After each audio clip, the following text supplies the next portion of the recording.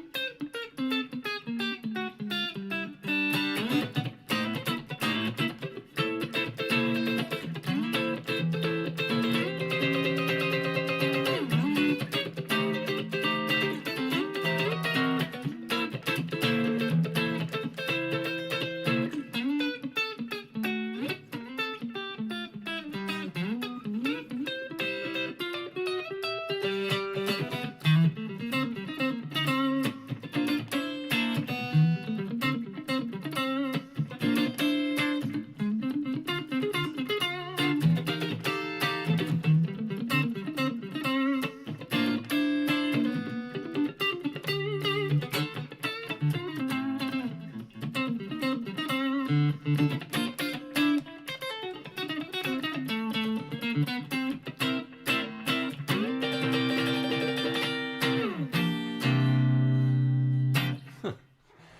right.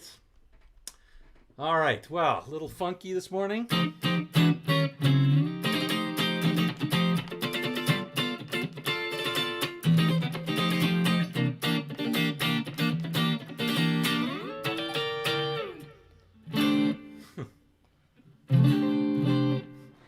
All right.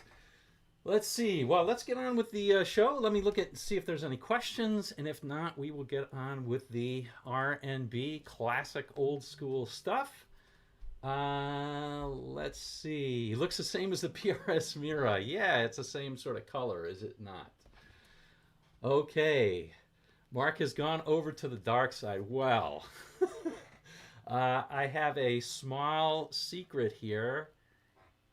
It's a cool guitar. Oh my God. It's a Harley Benton. Why did I get that? It's because of the fingerboard radius and the neck.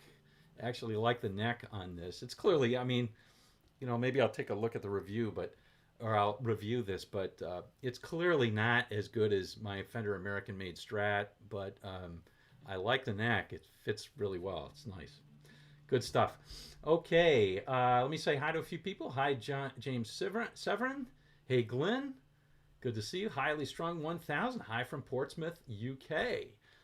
Wow. Okay, I got Portsmouth, New Hampshire, Portsmouth, Oregon, and Portsmouth, UK. The original, probably. Nile Rodgers cores love it. I thought Mark didn't like Strats. Yeah. Let's see. Too much coffee. Ooh, that reminds me. I got to go get my coffee. Let's see.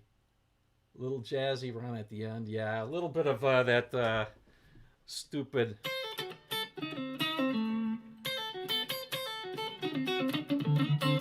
God, that was crazy, right? Still getting used to this neck. All right, yeah, that's my excuse. All right, hey, El Rondo, good to see you. All right. Okay, the recurring link reminds me of Edgar Winter Free Ride. Maybe. It's got a cool voicing. I like this voicing of a ninth chord. If you don't know this one, it's sort of a toward the neck voicing. So the root is on the top string. This is a C ninth.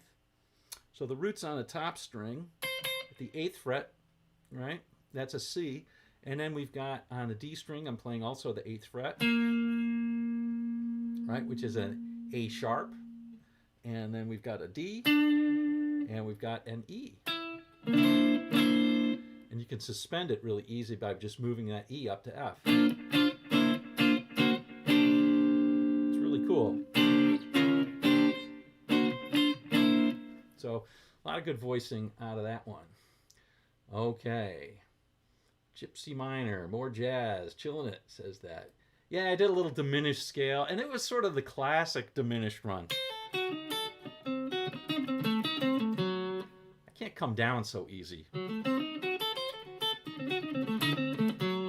That sort of thing right there, that's the diminished.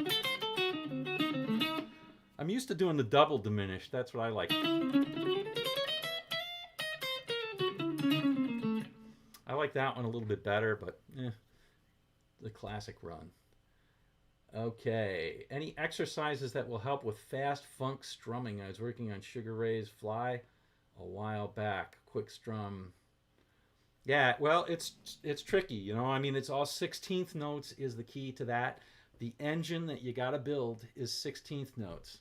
16th notes, just kind of going on, and very loose wrist, very loose wrist.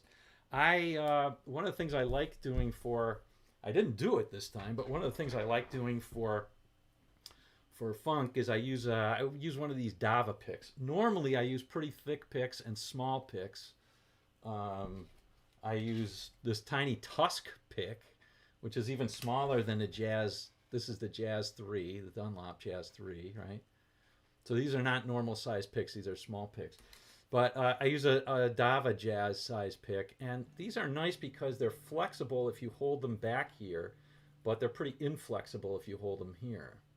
So it really varies. So there we go. Have I heard of Chris Ray? Doesn't ring a bell. Reggie Young's intro for Billy Swan's I Can Help. I don't know that, but we'll be talking a little bit about Reggie, I think, today. Yeah. Okay. Hey, Marianne, good to see you. All right, well, I tell you what, let's get going with the show. Today we're talking about old school or classic R&B guys and gals, but I think mostly guys, because, to use a phrase, it's a man's world, right? So, yeah.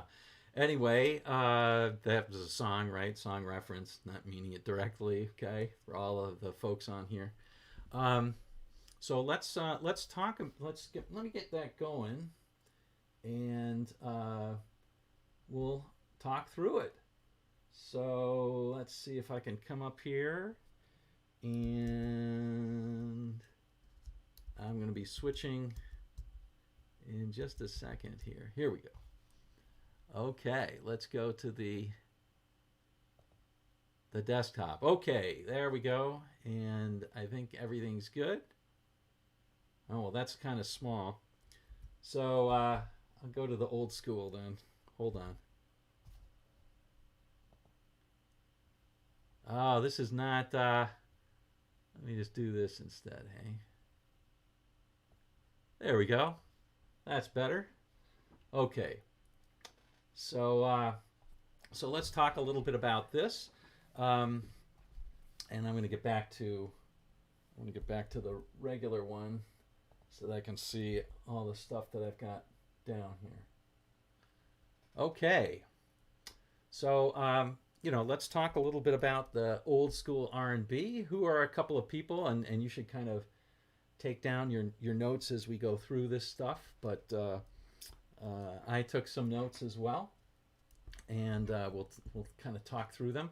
So as we're doing that, I'll kind of try and look at some of the things that you've got and some of the people that you're mentioning as well. Okay, so go back to this. Okay, so this is just a few. The thing was titled Top R&B Players, but there's just so many good ones, and there's got to be so many that are unknown too, because now we know some of them because of these documentaries. We wouldn't have known them before, but now we do. A lot of these were just studio players, and what they're great at is playing in the background and making songs better.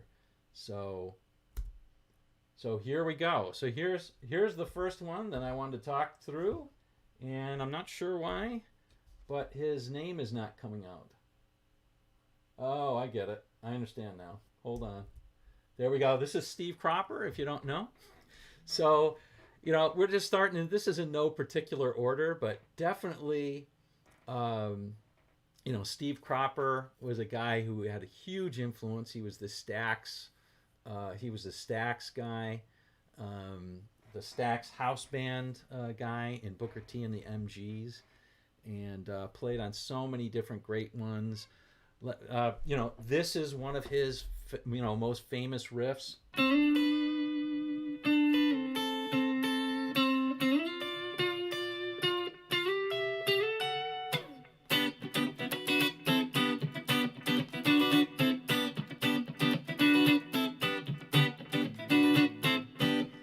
So many of those things using triads or sixths are from Steve Cropper. Another one of his.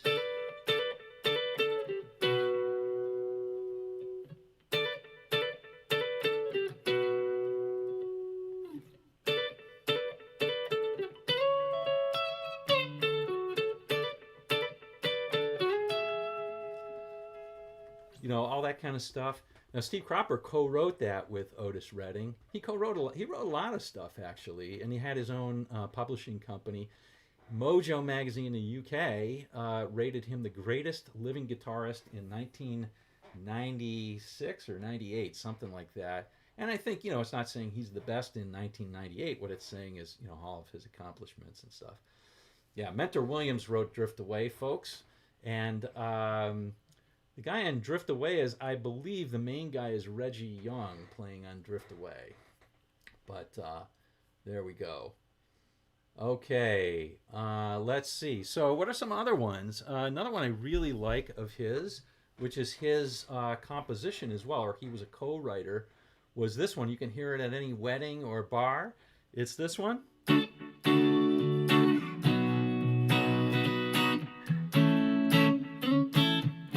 Of course, he would have played it a little differently. He probably would have played it like.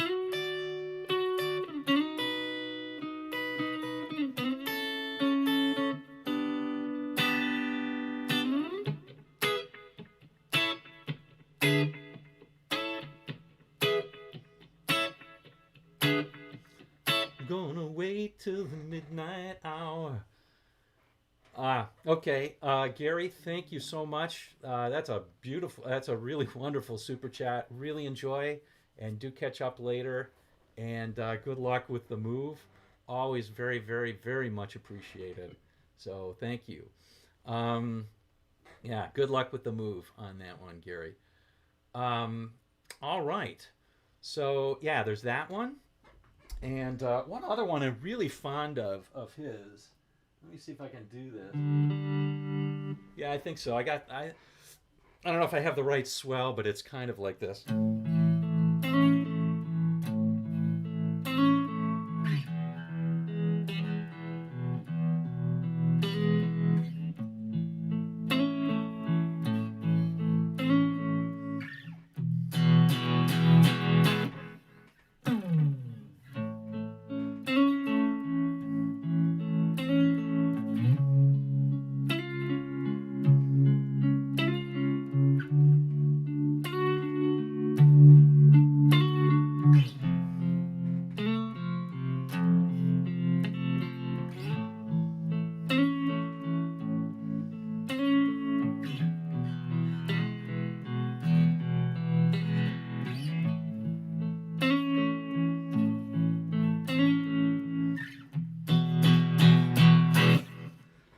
I just love the guitar on that. And of course, Otis's singing is just incredible on I Can't Stop Now.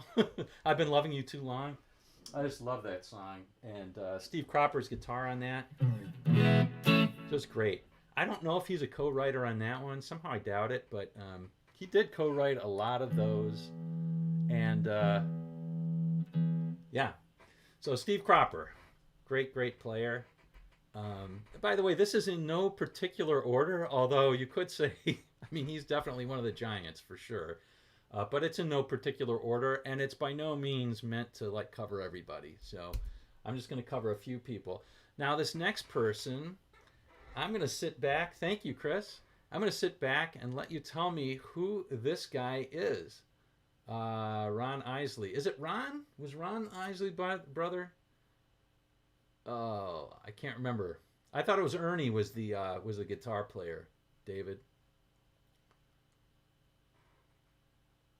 Otis auditioned with that song. All right, so let's see if I'm just kind of bantering until I get some guesses for this guy. See, a lot of these people you probably won't recognize, maybe you won't recognize their faces because they just played in the background. Now, this person was very, very Fenderman knows, of course, and he got it right. Jimmy Nolen, and even spelled the name right.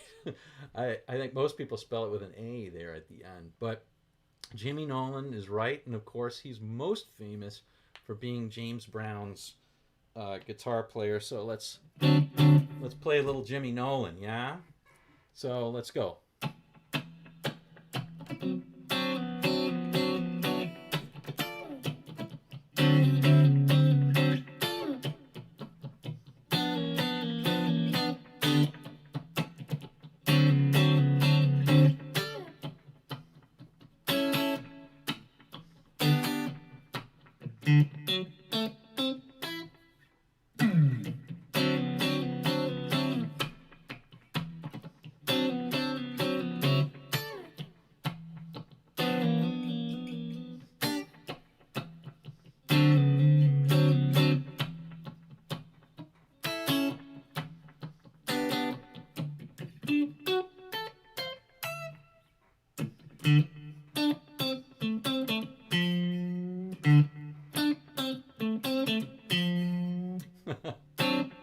So cool.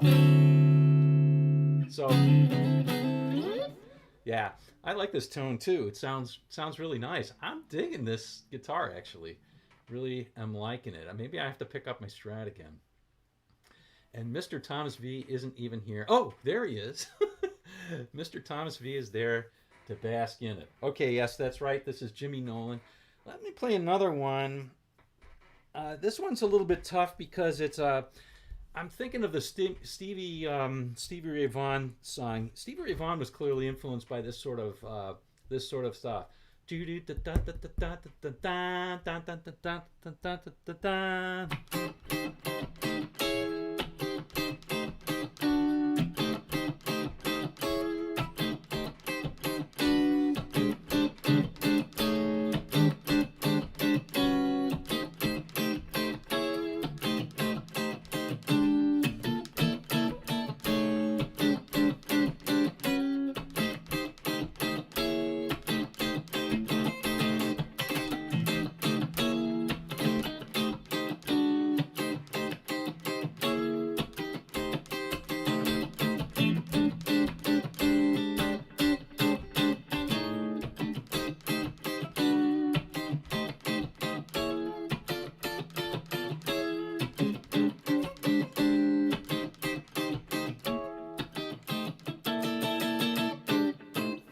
That kind of stuff. When he played with Bootsy and a few of the other people before Bootsy left for Funkadelic. Where is that confounded bridge? Says Robbie Love. That's pretty good. Taking it to the bridge. All right, so Jimmy Nolen, a lot of good stuff there. Ernie Isley, yeah. There you go. Yeah, I think it was Ernie, not Ron, but either one. Okay, now how about this guy? This guy is a little bit more. Maybe this is this fellow is less known. Nile Rodgers, certainly. Nile Rodgers still around, still a big producer and all that. Ha, dig it. Using that in-between position on the Strat switch. Definitely stuff there. Yeah, lots of good tension. Right. Well, Jimmy Nolen really helped define funk with a lot of these folks. Steve Miller. I don't know if I'd call him classic R&B, but he certainly was a great blues player, and we talked about that last time, an R&B player. And he was certainly heavily influenced by a lot of the people on this list, for sure. Let's see. Any guesses on this one? Any guesses on this one? It's the guy who's holding the guitar in both pictures. You may recognize the person sitting closest on the right. It's possible. All right. There's no guesses yet. Prince. It is not Prince. Although Prince is another one. There we go. Fenderman 73, of course, says Marv Tarplin, and he is right.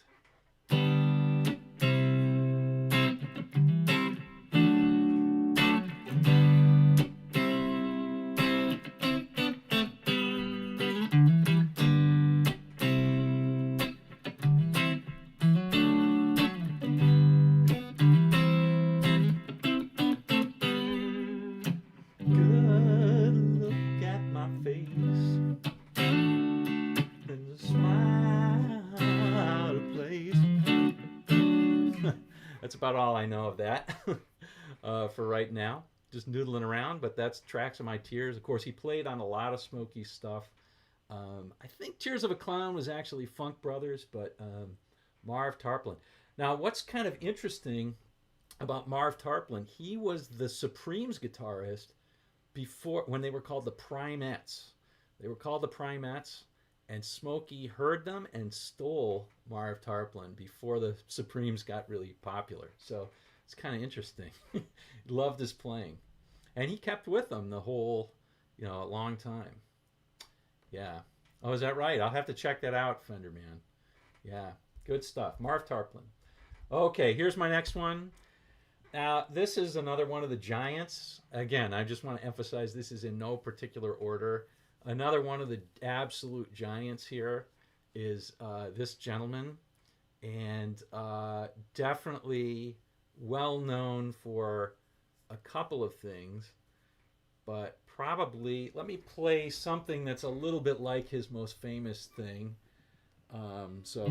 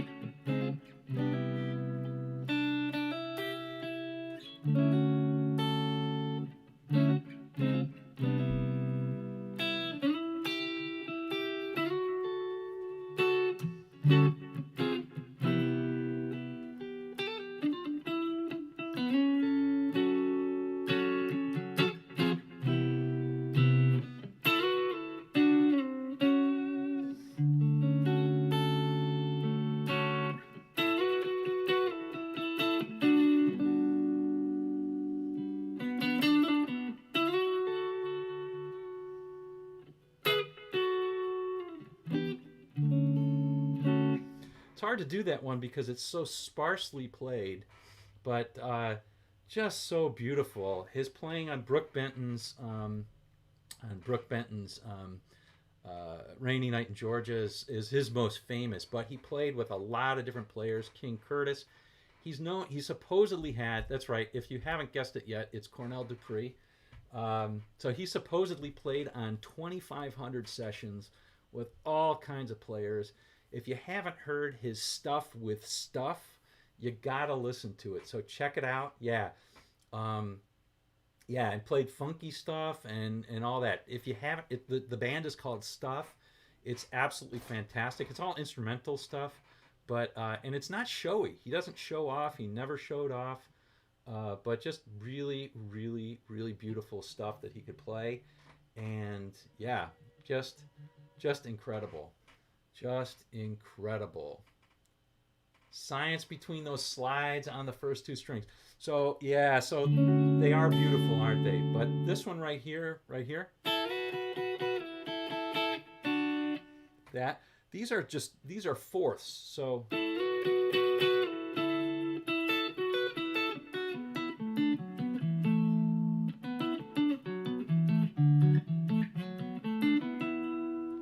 they're really kind of nice.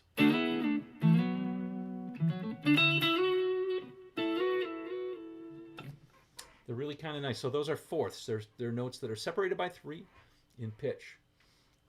Three notes. Uh-huh. Okay. Let's see. So there we go. Cornell Dupree. Yeah, his stuff. I really like his stuff with King Curtis too. Now Reggie Young is the guy who played. He played with tons of people. You know, he played with Elvis and some other people like that. But among other people, they both played with King Curtis during the day, and.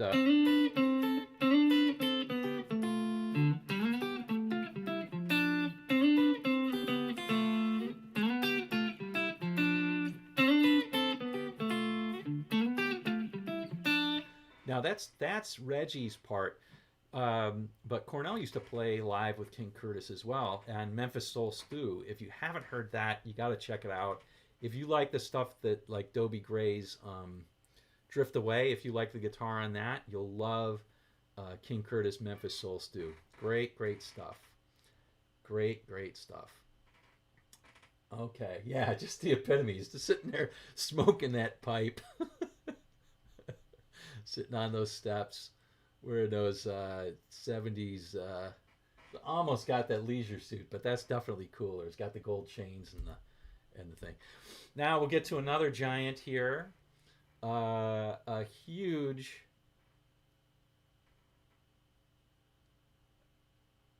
Reggie was on Memphis Soul Stew. It always gets mistakenly credited to Reggie. Yeah, wait, that doesn't make sense, Fender Man. What do you mean? Reggie was on Memphis Soul Stew. Yeah, I'm pretty sure Reggie was the guy who did Memphis Soul Stew. Cornell also played. he didn't play that riff. He played a different thing. So there's two guitars on Memphis Soul Stew. I mean, there's a number of different versions of it, but there you go. All right. So the next guy is another giant in this, and got it.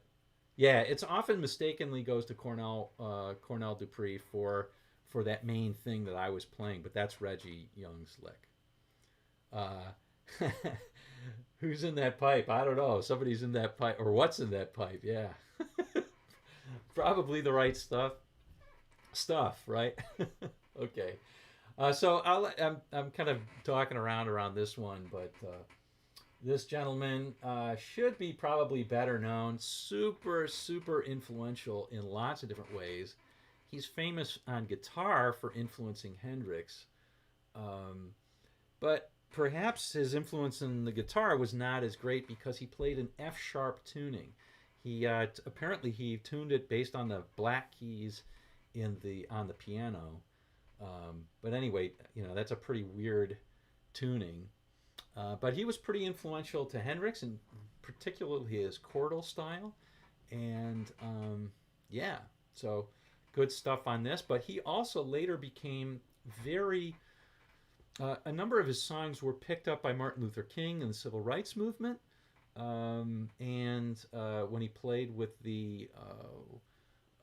all I can think of is the Incredibles, the Impressions, and yeah, just great player. Curtis Mayfield is his name, but later composed a lot of like Black Identity music in the '70s.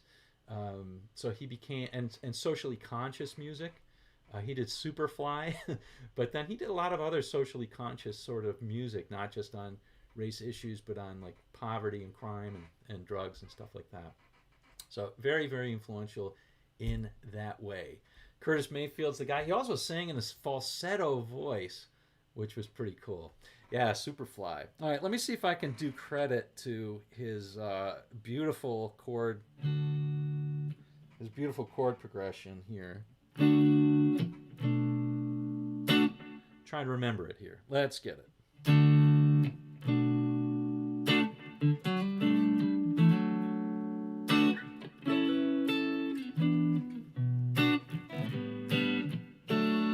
That's it.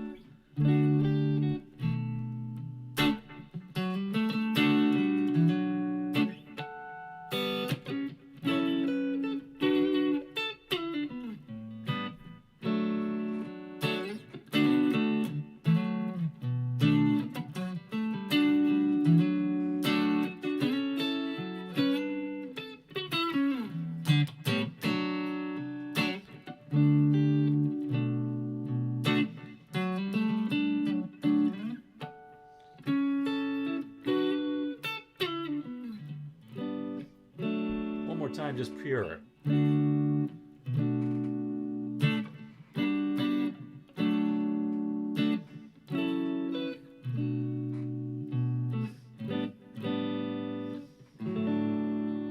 Just a beautiful chord progression where people get ready.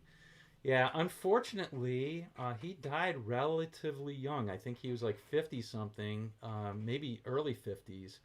He had there was a light fixture accident in 1990, and he got paralyzed from the neck down, and then he was wheelchair bound, and he got diabetes and died of diabetes. It's really sad. Anyway, yeah, it's kind of a bummer, but really influential, hugely influential. Supposedly there was I don't know, has that documentary of him come out yet? It took forever. Lionel Richie, I think, purchased the rights to do it or licensed it in 2017, but I don't know if it ever happened. All right, let's do the next one. All right, the next one. Now, I don't have anything to play for this guy. I am not as... I agree. So it's just a beautiful song, Mike, all the way around. And Aaron, thank you. Yeah. Oh, is that right, Aaron? Yeah. Yeah, I kind of like that little arrangement that I did, but I can't remember it always.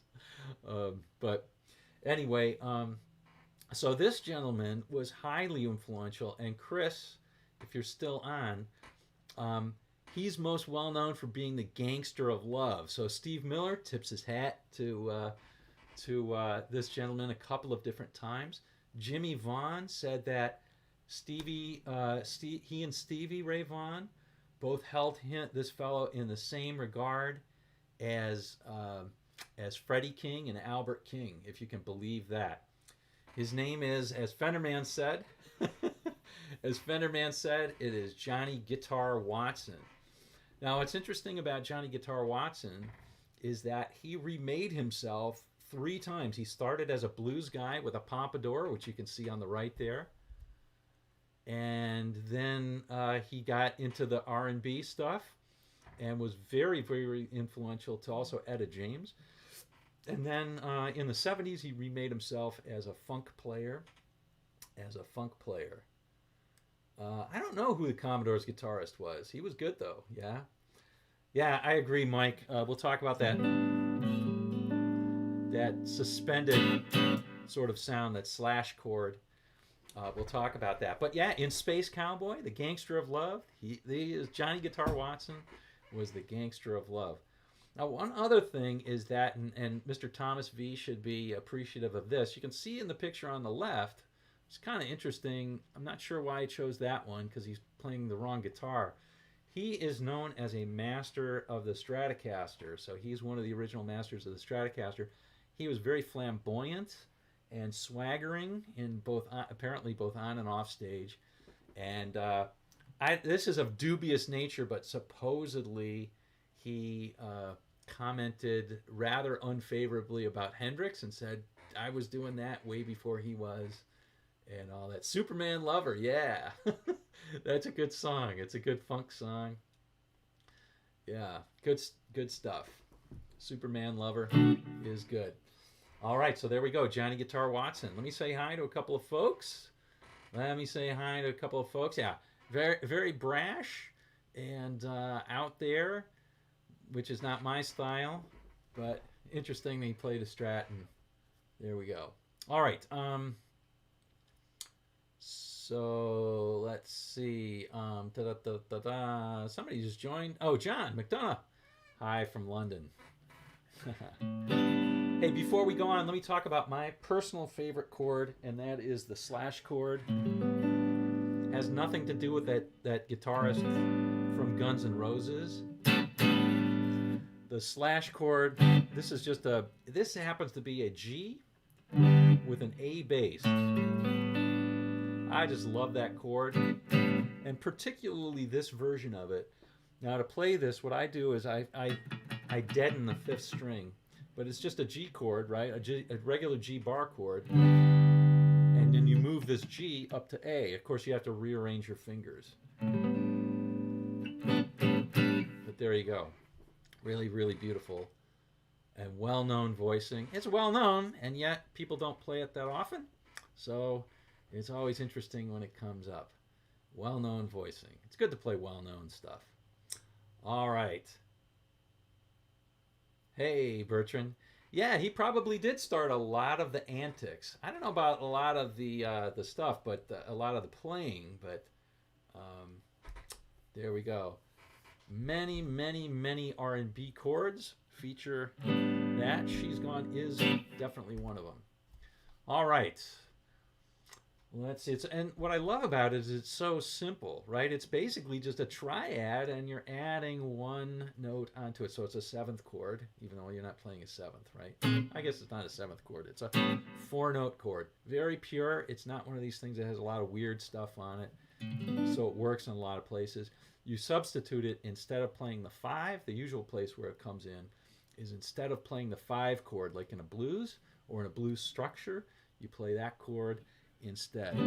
So instead of going to an A7 before you go to the D, right? That would be normal in the D major scale, or in the D harmonized scale. You've got a D and a G. It'll be an A7. But instead of going to the A7, you go to this before you go to the D. It's pretty. All right. Sounds kind of gospel, yeah? All right, used all over gospel. Let's see. Now the other version of that, another simple version is in this. We'll play a D with a, in this case, a slash E with an E bass, right? It's always one note above the root. So if we're playing a D, you want to put an E bass on it. You play that, but that is a harsher sounding chord, just because of the order of that. So it's not as pure as like this one.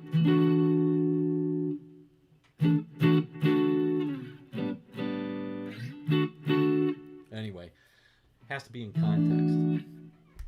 I was just playing around with that in, there's a great song by a fellow who's a fantastic player who just recently, he was a young kid and he died. I think he was 28 and he died.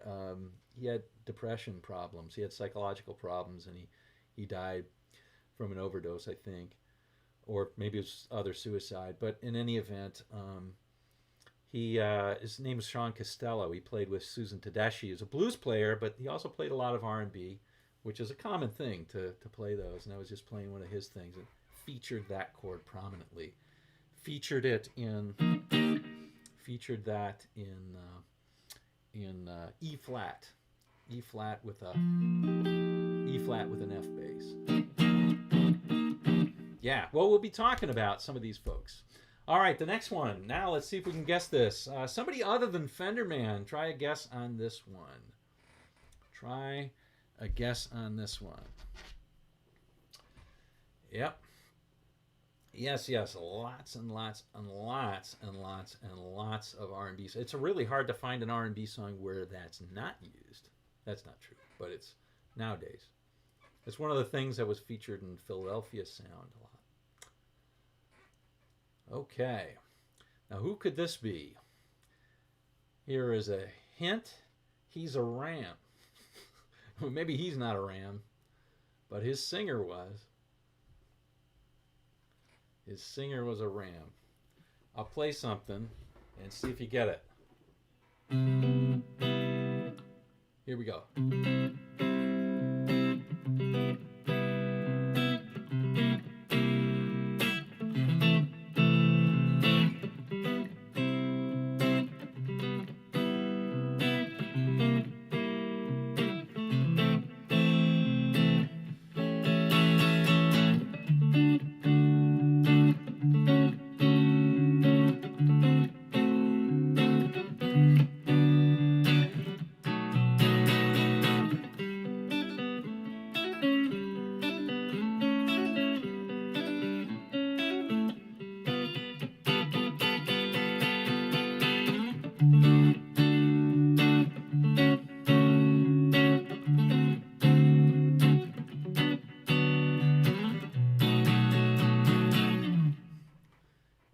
Anybody want to guess?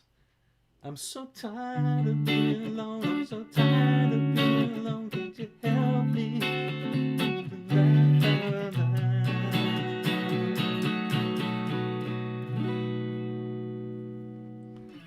So it's Al Green. I'm so tired of being alone. TEENIE HODGES. TEENIE HODGES. Yes. TEENIE HODGES. Now, he played with a lot of people. And but definitely a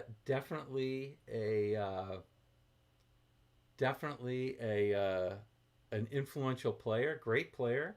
If you listen to Al Green's stuff, he's doing a lot of really nice things in the background. And yeah, that's a great tune, isn't it? I mean, some of Al Green's stuff is just my absolute favorite, and yeah, just so good. Oh, oh, so many good songs from Al Green. Anyway, TEENIE was behind a lot of them. Now, he also wrote a very famous song that was covered by the Amazing Rhythm Aces and a bunch of other people, but most famously by the Talking Heads. By the Talking Heads. So, yeah. He wrote Take Me to the River. Which was a huge hit for the Talking Heads. All right, Teenie Hodges. And yeah, he's wearing the Yankees with the, looks like a python or a boa constrictor strap. I should more of these less known players. Yep, take me to the river. Okay, here's our next guy. Here's our next guy. Now, our next person. Bobby Womack. Did you play guitar or just sing? Bobby Womack's a great player. I'm not going to be talking about him today, but Bobby Womack, influential also. Great musician, great player. This gentleman is one of the originators of funk. I think a lot of people agree. He's one of the originators of funk. And he played with Etta James, among many others. And yeah, so New Orleans sound. Okay. New Orleans sound. Anybody know this guy? Fenderman, hold your tongue, okay? See if I can do this.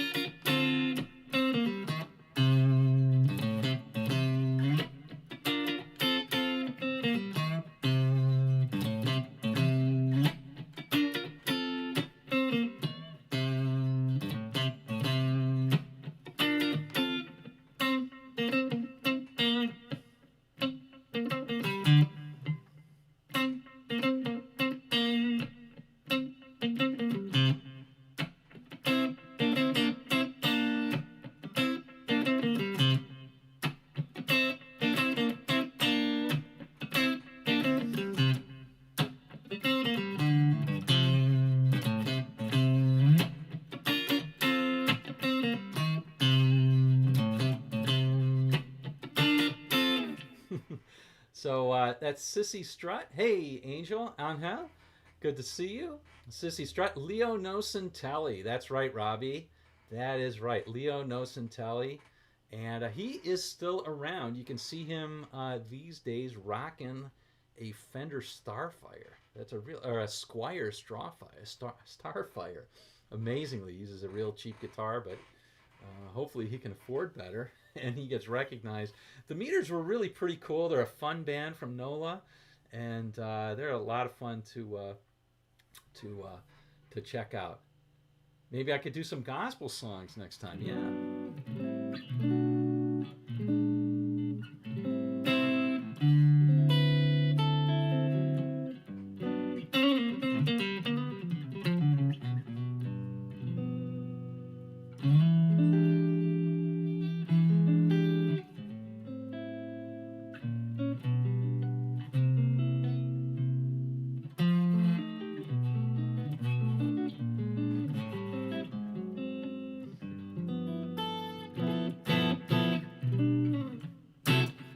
All right, carried away. Yes, so Leo Nocentelli. There we go. Okay, and plus, you know, the only thing I don't like about Leo Nocentelli, I don't know if he was the one who did this, but if he made it fashionable for everybody to wear that beret,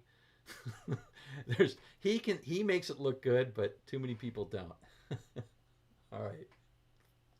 I'm just kidding. If you rock a beret, then you go. I had to include these next three all together. These are, of course, the guitarists. You can see how old it is. But the guitarist from a famous studio band. Perhaps the first or second most famous studio band. And there's a picture there that says Eddie Willis, which is right. That one's easy to guess, but the others, there we go. Anyway, let's see if we can get these. So the group, or the house band, was the Funk Brothers from Motown. Yeah.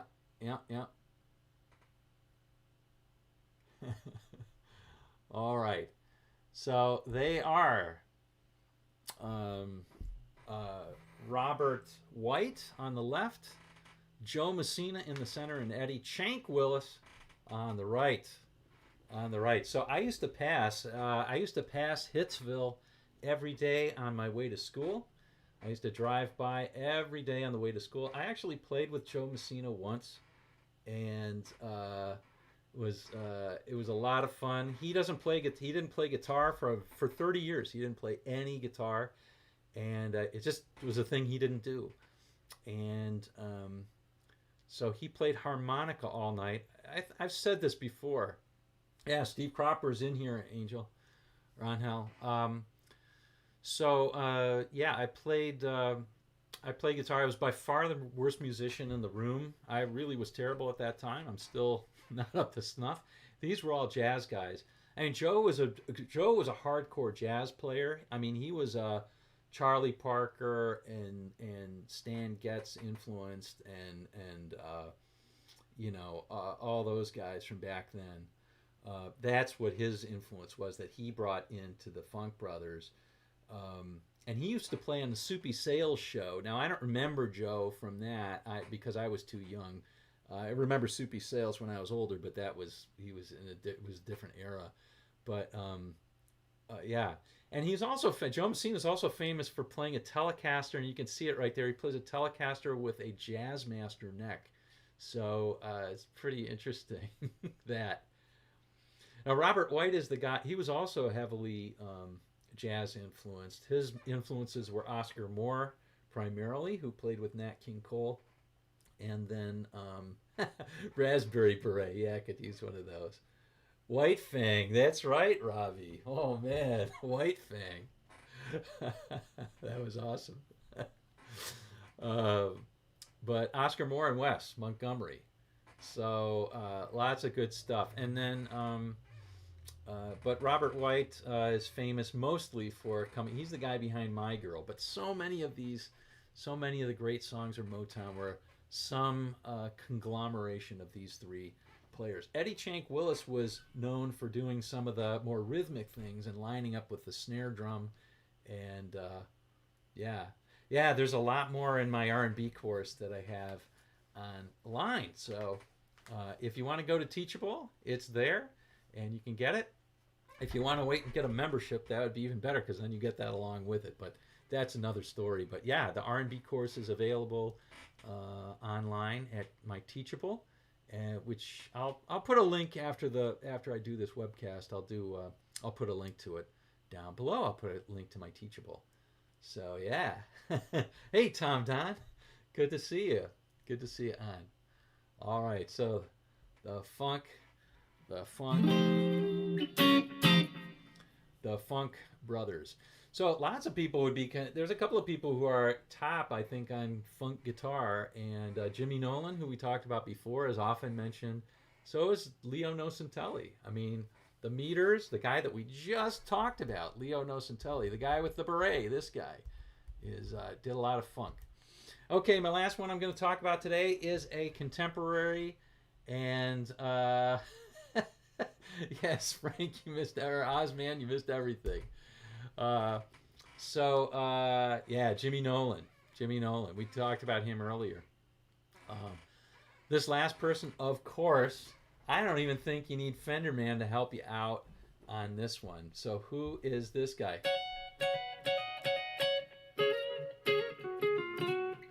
Yeah. So I'm a Detroit guy. So Soupy was a Detroit. That was a Detroit thing for years and years and years and years and years. All right. So let's see. Anybody want to guess this one? Oh, I think most people can guess this. To my knowledge, this was the last guy to chart on the regular pop with on a regular Billboard with on regular Billboard top 100 or top 40 with a blues number. To my knowledge, he was the last person to do that. And I don't know when it was, like 1982. That is correct, Marianne. Mr. CRAY. So it's Robert CRAY. He is still around. He is still around. And he's still around. There's a great Tiny Desk concert that you can watch from him. He does 3 songs, and they're all just fantastic. And you can see how he's not just a blues player. You know, he's most well known for blues, but he does a lot of R&B as well. I think I did a lesson on Right Next Door, but Smokin' Gun is another one of his famous ones from that era. But just I've got a lot of his albums. I don't know the song. I don't know the names of the songs, but I got a lot of his albums. Hey Tim, hey thanks for coming in. Thanks for coming in, and hope you enjoyed. Been going on for an hour, so it's been pretty good. So who are you? Some of you. So that's the end of my list today. Let's go through it one more time, so we can help remember these. And remember, this is just a few of them. There's a couple of others that people mentioned. Reggie Young was one that was mentioned. Bobby Womack was mentioned. But a lot of stuff. So let's just kind of go through. Here are the people. So Steve Cropper was one that we mentioned first. Jimmy Nolen, maybe the father of funk. Marv Tarplin of The Miracles, Smokey Robinson's guitar guy. And of course, the great, great, great CORNELL DUPREE. I wonder how old Robert Cray is. I bet he's in his 60s, maybe even older. There's a Robert Cray Strat, and there should be. Curtis Mayfield, another absolute giant in music, but also, you know, influential in music for his songwriting and social conscious songwriting as well. Johnny Guitar Watson, who influenced people from Steve Miller to Stevie Ray Vaughan and Jimmy Vaughan. Lots of people. One of the masters of the Stratocaster. TEENIE HODGES, who was Al Green's guitarist, most well known for that, and he's also a prolific writer. Probably his most famous song is Take Me to the River. Leo Nocentelli, another originator of funk, New Orleans style player, famous for being in the Meters. And of course, the Funk Brothers, Robert White, Joe Messina, Eddie Chank Willis. And I just mentioned Robert Cray at the end. Yeah, Robert Cray can play R&B really, really well. He's kind of in between. He's an original. He definitely is an original. And yeah, great. He has some great R&B stuff. He's just a great singer too, and that combination is just killer. So there you go, fellas and ladies, gentlemen and ladies. All right, let me see if I can get back to. Let me see if I can get back to the stream. There we go. Hey, good to see you, and I will end this. And when we talk, any questions, any guitar questions, any technique questions? I see, you can see the ring light. I have a new ring light, which you can see my glasses. Got to do something about that. Maybe a little bit more overhead. There we go. That's a little bit, maybe a little better. How about that? How about that? There we go. You can see the bags under my eyes. No, I can't read anything. Okay, I'll go back to this. All right. How about Little Seven? What's Little Steven? Yeah, I guess so. You mean Van Zant? Van Zant? Yeah. Yeah. Yeah, I mean, I'm not trying to say that this is comprehensive. I'm just trying to give some I'm really just trying to give some light to some people who are lesser known players, and that I do, Angel. I do have courses, and when I start the membership site, a lot of it is going to be geared to playing, developing as a lead guitarist as well as a rhythm guitarist. So it's going to be both a mix of courses and a mix of weekly lessons. So. Yep, and also one-on-one questions and stuff like that. Mm-hmm. Highly Strung 1000. I have done a lesson on People Get Ready. You can look it up, and it's one of my more popular lessons. So yeah, I've done that one. It's in standard tuning also. So that's one of the things I was talking about with Curtis Mayfield. Is Curtis Mayfield used this crazy F-sharp tuning, worked for him. But, very few people are willing to learn the guitar in their own specific way from the get-go. So, I think that that yep, pentatonic scale. Well, I'm not, I'm not a scales guy, but we'll do licks and riffs and stuff like that. I teach scales, of course, but you know, definitely pentatonic is way up there. Right? Got to know the pentatonic. Yep. The Strat is a Fender. Can people tell people? Can people tell Mr. Thomas V what this Strat is? The color. You like the color?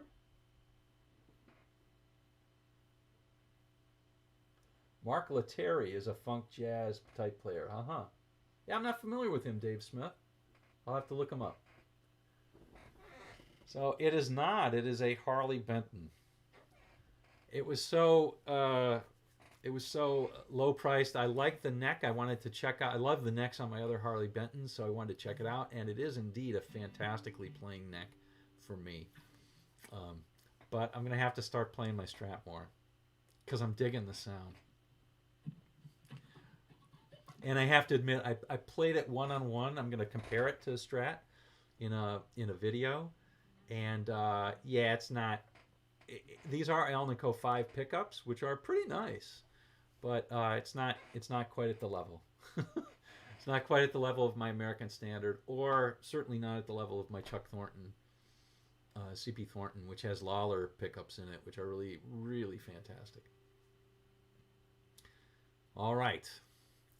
So yeah, so we did it all, the lesson all with this. I got a new guitar rack too. That was my Christmas booty that I got.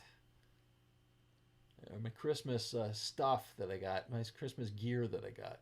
Got to be careful when you say the other word, I guess. So got my mirror in that and a couple of other things I've got there. I think so too. I think it's really pretty. I mean, it's... honestly, this is a dead copy, right? I mean, the body is a complete copy, obviously, but I don't think they tried even at all. And then I think the headstock isn't bad. I don't mind the headstock. It's a little bit different, but not much different. And it's got a crappy nut, but that can be changed. Have I ever heard of Kingfish? I think so. Is he a fairly heavy set guy, African American? Can't remember. I think so. He's like a blues guy, right? I mean, if we talk about modern guys, my favorite modern blues / R&B player is hey Jeff, good to see you on. Is Sean Costello. I love that guy's playing. Now he died. He died in 2008. He was 28 years old. But he is just he does a version of I'm a Ram, and Al Green's I'm a Ram, and his song Can't Let Go is just so great. So Mike Morello is asking, what are my settings on the R&B stuff? So I'm playing in a clean channel. Most of it was on the neck pickup. Most of it. For the funky stuff, I moved on the in-between position. And it's clean. I have a tiny, tiny, tiny amount of delay on it. That's it. So that is just clean. Oh, and I have a tiny, tiny amount of reverb too. And then on the Steve Cropper one, I used a tremolo. I used a tremolo on that one. A tremolo effect, right? So this right here.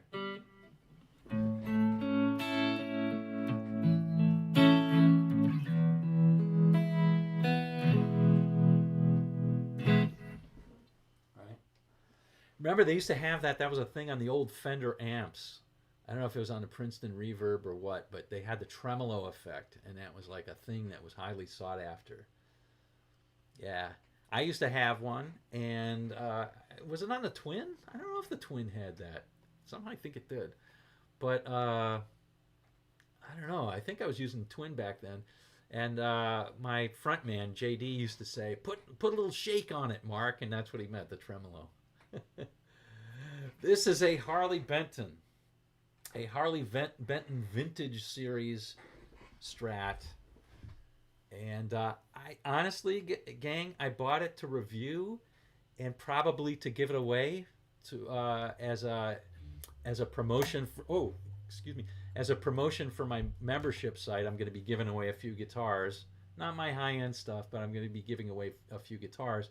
And I was thinking I'd give this away, but I'm like really enjoying this, playing this. So Twin had one called Vibrato. Okay, yeah, maybe that's what it was.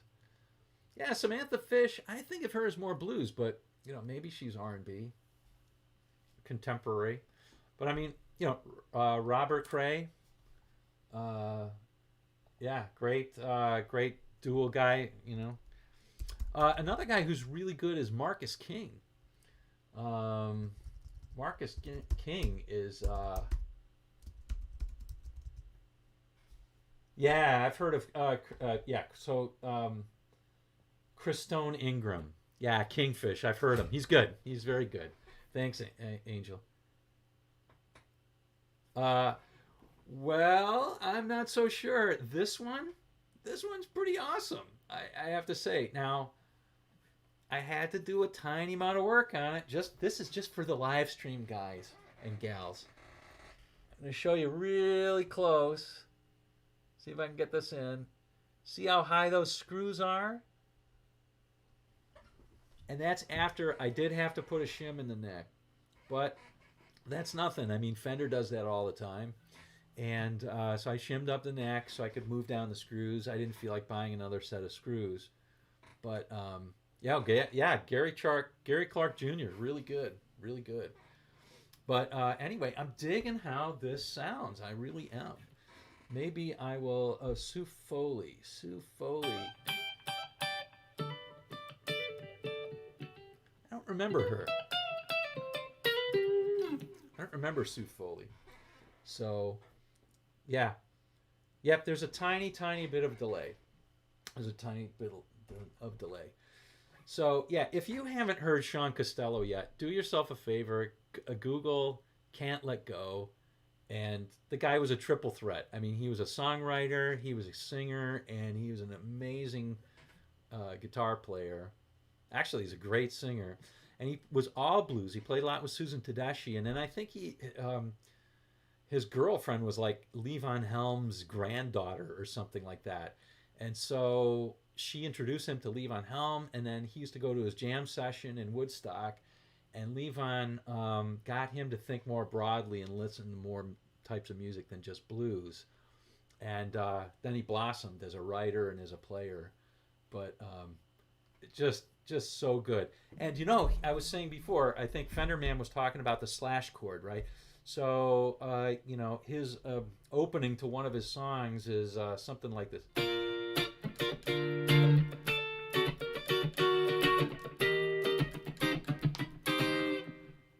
Kind of. Yeah, let's play this again. So something like this.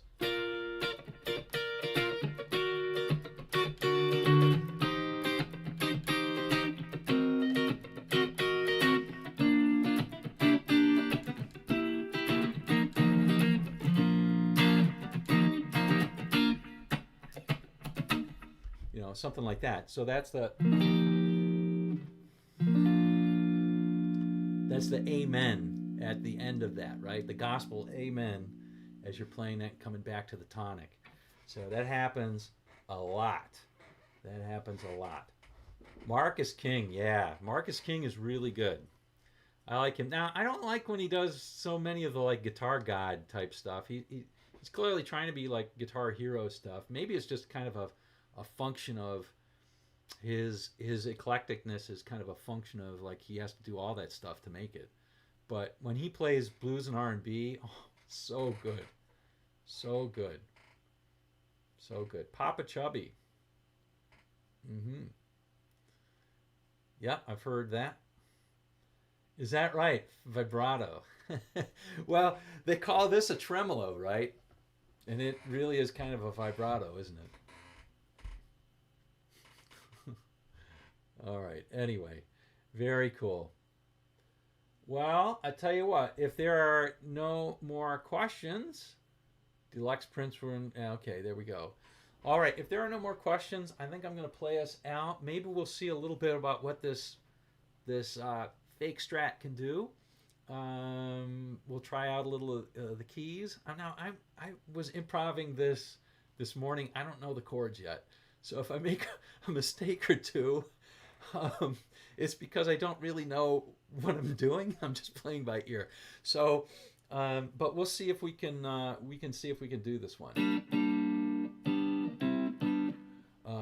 And we'll see if we can put the strat a little bit through the ringers. We'll try some overdrive. We'll hear how that sounds. So.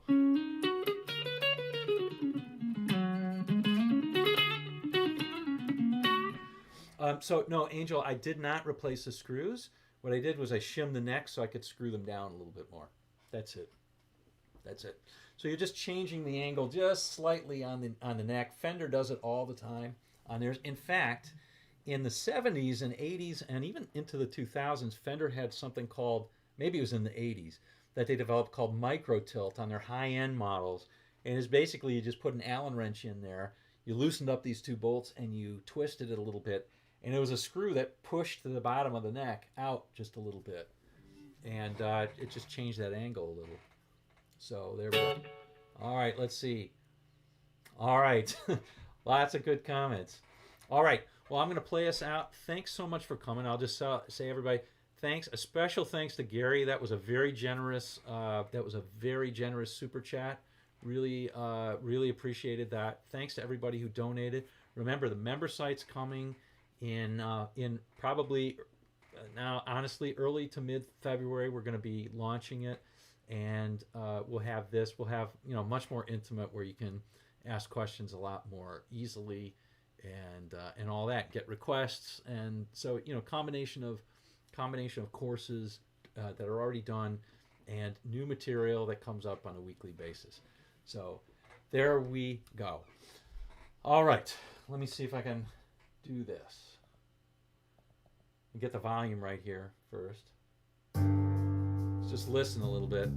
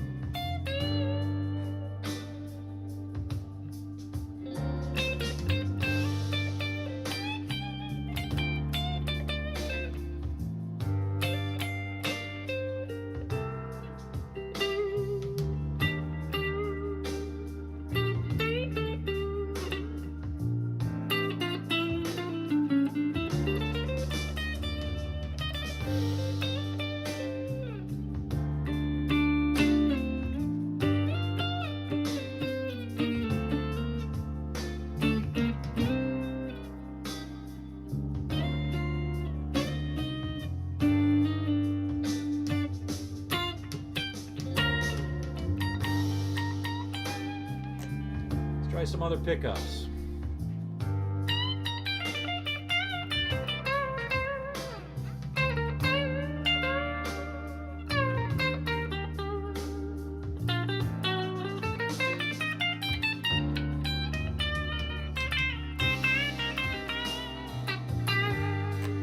Not liking that one as much.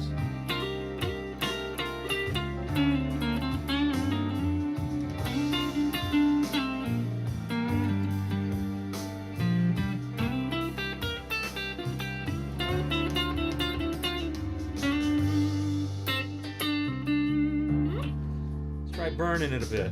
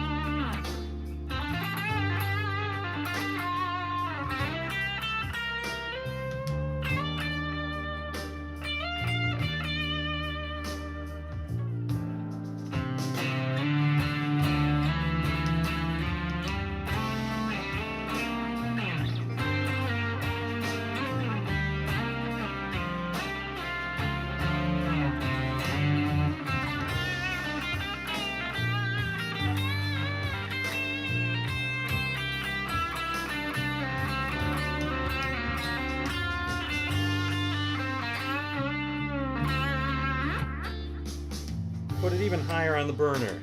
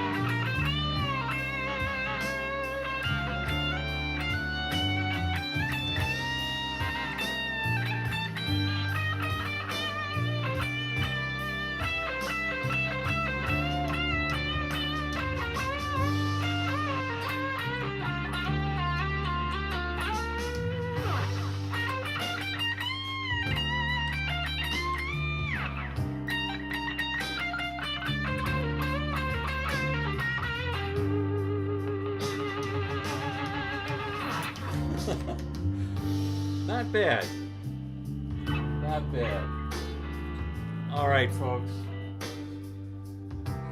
I'll see ya. Thanks a lot for sharing your Sunday with me. I really appreciate you coming out and really enjoyed it. I hope you did too. We'll see you hopefully next week. We'll see you with another live stream. And thanks again. All right. Till next week. We'll see you on down the road. Have a great week.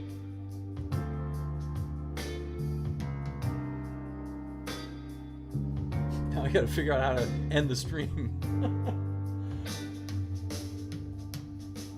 There we go. Bye-bye.